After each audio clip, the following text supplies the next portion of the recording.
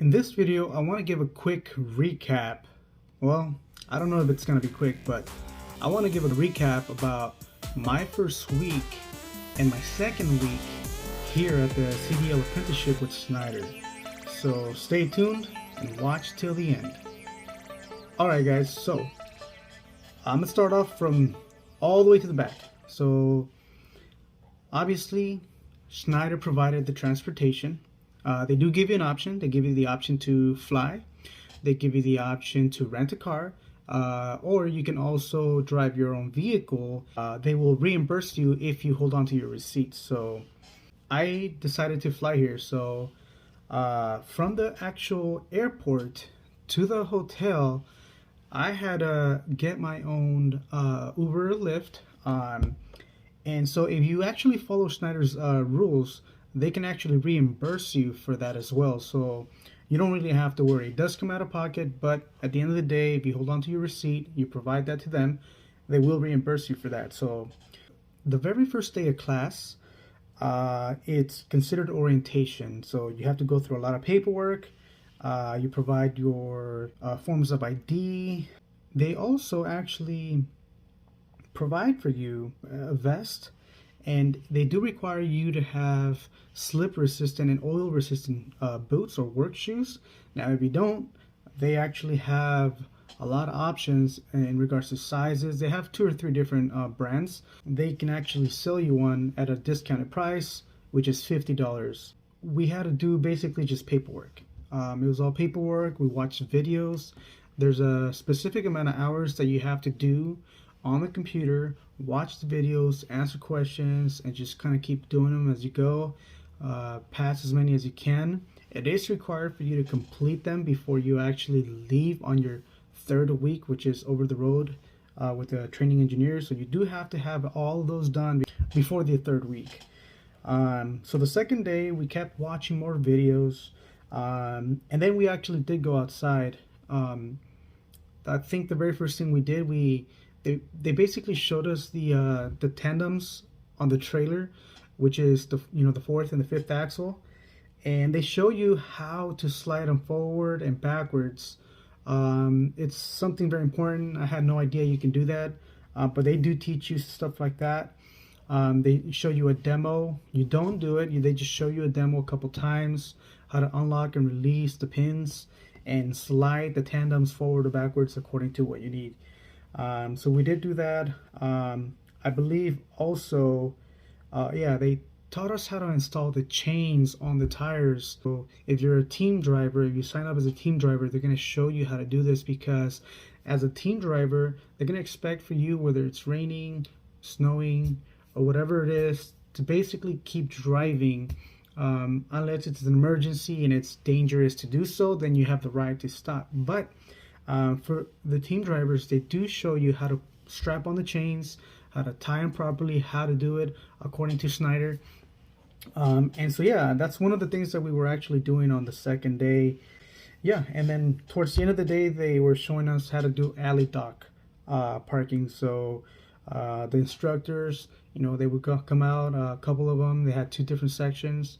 They show you how to set up the vehicle, how to pull forward to 11 o'clock, then hard left to 9 o'clock, and so on and so forth. And then they teach you how to reverse and all that good stuff. So that's what happened on the second day. The third day, it was actually the third day when we actually created teams.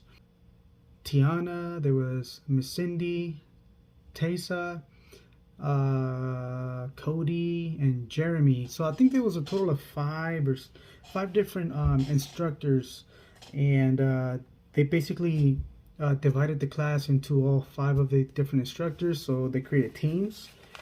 And then the third day as well, you actually went out, and that's the day, I believe, when the instructors taught you basically how to go around the block.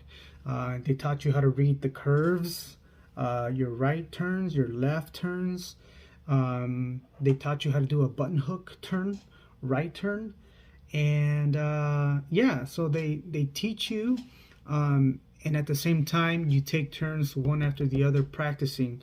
So the instructor, as you're driving, the instructor is telling you what to do, take a right, take a left, you know, keep going straight, then turn, etc., etc. So that is something that happens on your third day, I believe.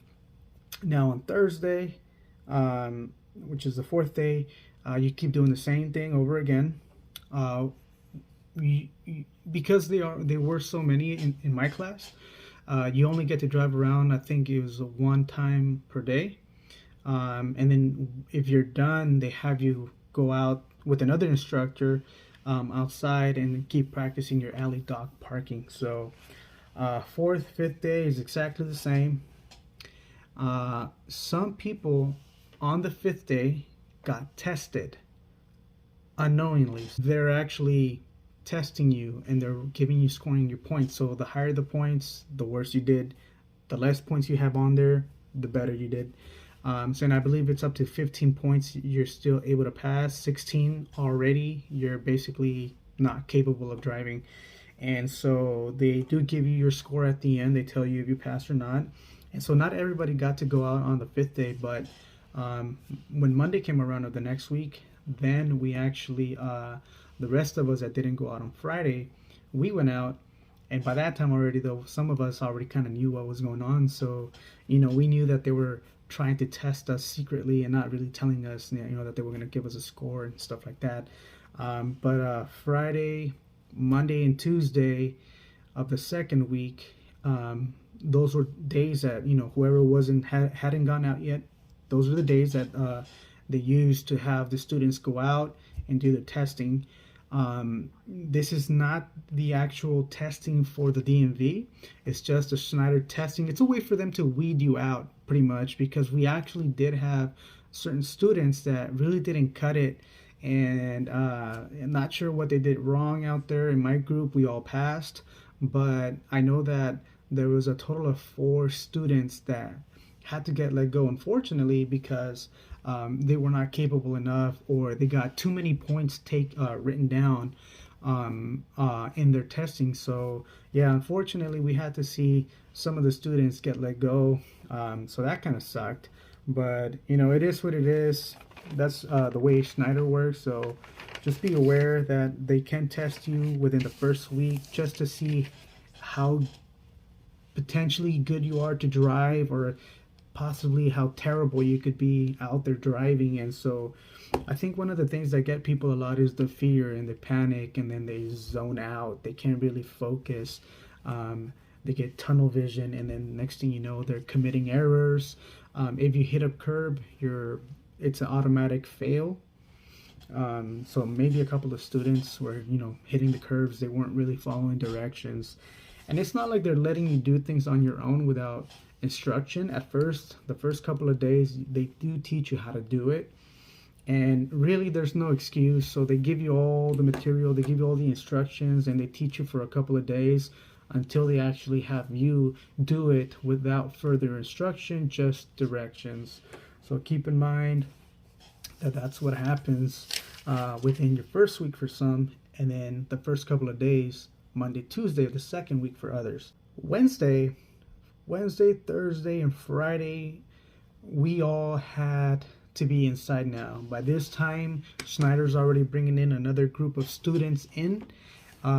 So they're starting to go outside with the trainers you had.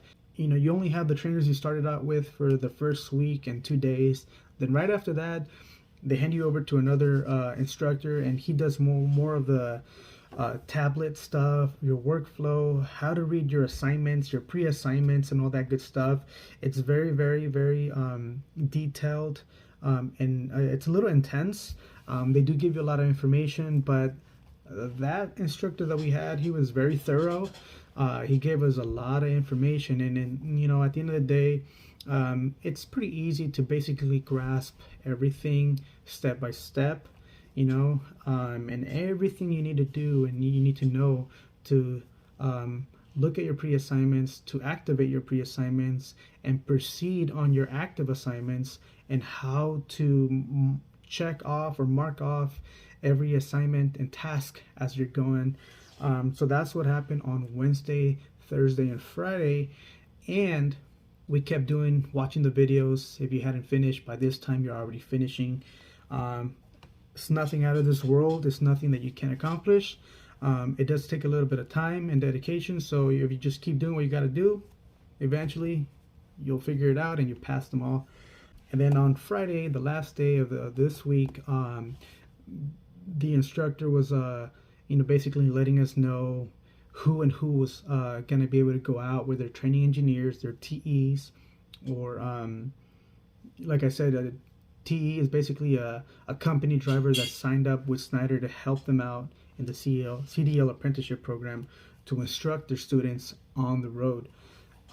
So, like I mentioned to you in the previous video, only 2 people were assigned out of 20, so 18 of us had to stay behind an extra additional week. So this can also potentially happen to you guys. Maybe you do sign up with Schneider in the future.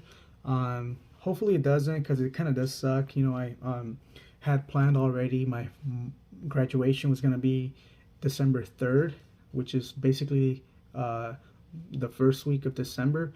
And I was planning to work the rest of the month and get ready for the holidays and all that good stuff. It's being delayed at least 1 week.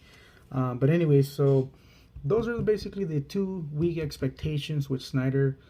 Your first week, second week, and then if you do go out with your training engineer on your 3rd week, it's two weeks. So it's 3rd and 4th week of driving. I have yet to do that. And then the 5th week, like I've mentioned before, it's basically the first couple of days still practicing your backups, your parallel parking, all that good stuff. And then the last couple of days, or the last day, you do your actual testing with the DMV there at the actual operating center. But anyways, that's a big overview of the whole entire school with Schneider. And that's, what I had to go through with Schneider in my first 2 weeks. I did hear that it can change, or it was going to change. I think what they are wanting to do is basically, before you go out driving, before they have you go practice driving, they want you to have your pre-trip inspection down 100% within the first couple of days. So it's not confirmed.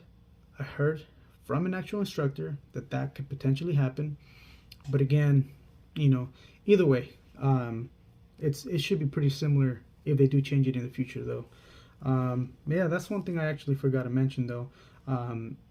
Thursday of the first week, actually, we did practice on the pre-trip inspections.